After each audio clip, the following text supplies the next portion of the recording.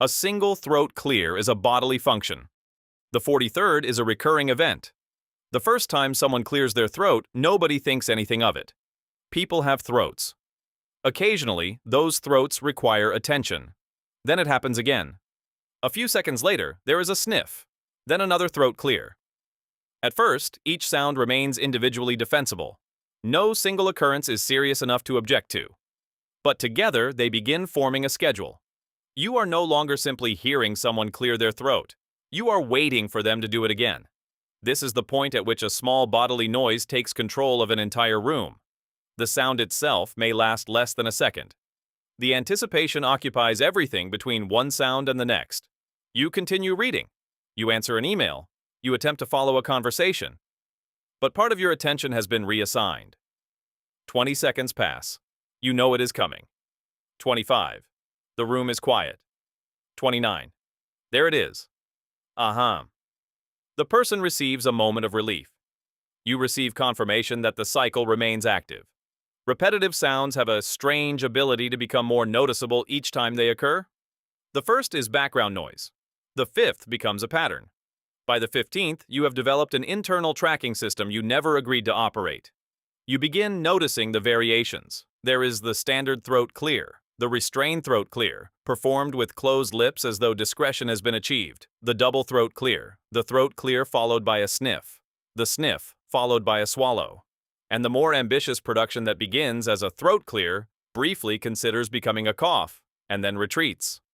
Every version appears temporary. None of them are. This creates an impossible social situation because the person making the sound has the strongest defense available. They needed to. What are you supposed to say? Would you mind no longer possessing a respiratory system? You cannot reasonably ask someone never to sniff. You cannot prohibit throat clearing. You cannot demand that another adult provide a long-term maintenance plan for their upper airways. So you say nothing. And because you say nothing, the performance continues. The difficulty is not one sound. It is repetition without resolution. Each throat clear seems to promise that the throat has now been cleared. That is what the phrase means. The task sounds complete. But 30 seconds later, apparently, the throat has reopened the case. At some point, you begin questioning the efficiency of the process. If the first 27 throat clears did not solve the problem, perhaps throat clearing is no longer the solution. Perhaps it has become the hobby. The person may be sitting across the office, in a waiting room, behind you at a movie, or beside you during a meeting. They appear completely unaware that their small private maintenance has become a shared public rhythm. You know when they are present without looking. You could identify their location in a darkened room. There, near the back. The sound functions like acoustic tracking. And just when the pattern seems fully established, something stranger happens. Another person sniffs. Perhaps they genuinely needed to. Perhaps hearing the original sniff reminded them that they also possess a nose. Either way, the first person responds with another throat clear. A few seconds later, the second person clears theirs. Nobody has agreed to communicate, and yet the room has developed a conversation. Sniff, throat clear. Sniff, throat clear. It resembles contagious yawning, except every response feels slightly more territorial. A third person may join. Now the office is no longer sharing air. It is exchanging bodily notifications. The sounds travel across the room like signals. One person clears their throat near the copier. Someone by the window answers with a sniff. A person at the far desk waits several seconds, then contributes a restrained cough. Nobody acknowledges the exchange. Everyone continues working. But an informal ensemble has formed, and once you notice the call and response pattern, it becomes difficult not to interpret every new sound as a reply. At some point, it begins to border on a power struggle. Who will make the final sound? One person sniffs. The other clears their throat. Silence follows. 10 seconds, 20 seconds. Perhaps the exchange is over. Then, from across the room, one last sniff. Message received.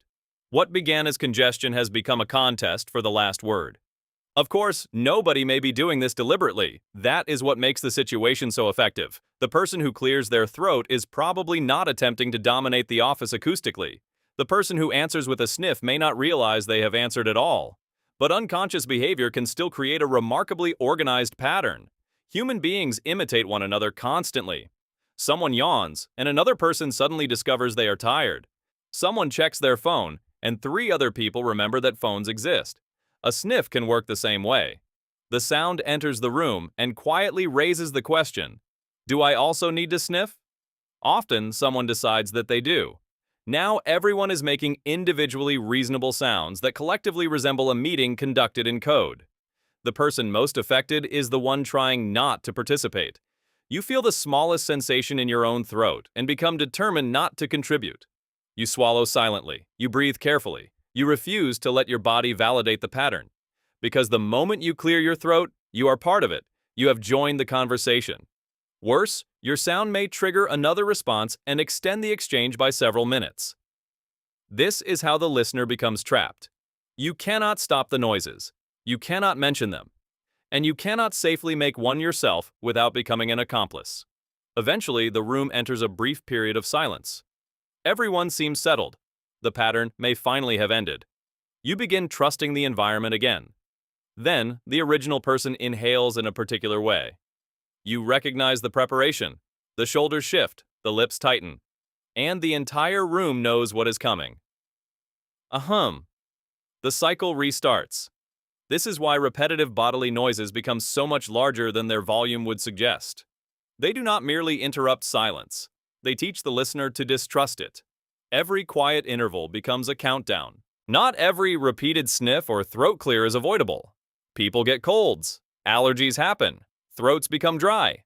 Bodies are inconsiderate machines that occasionally make their problems audible. The issue is not that someone has made a sound. The issue is that a tiny sound, repeated often enough, becomes part of everyone else's mental environment. Unavoidable does not mean unnoticeable. And noticing it does not make you cruel, impatient, or unusually sensitive. You are reacting to a pattern that has successfully trained your attention to expect its return. A reasonable policy would be simple. If the sound happens once or twice, nobody cares. If it begins occurring every 30 seconds, perhaps take a sip of water, use a tissue, step away briefly, or at least recognize that the room has now memorized the interval. And if another person responds with a sniff, resist the urge to answer. Someone must be willing to let the exchange end. But society has not formalized any of this. Every individual sound remains too minor to challenge, even after the combined sequence has occupied 40 minutes. The charge: repeated acoustic maintenance without resolution. The defense: I had to clear my throat. The verdict: individually necessary, collectively inescapable. One throat clear is nothing. The 30th has established jurisdiction, and the person making the sound gets a moment of relief. Everyone else gets the countdown.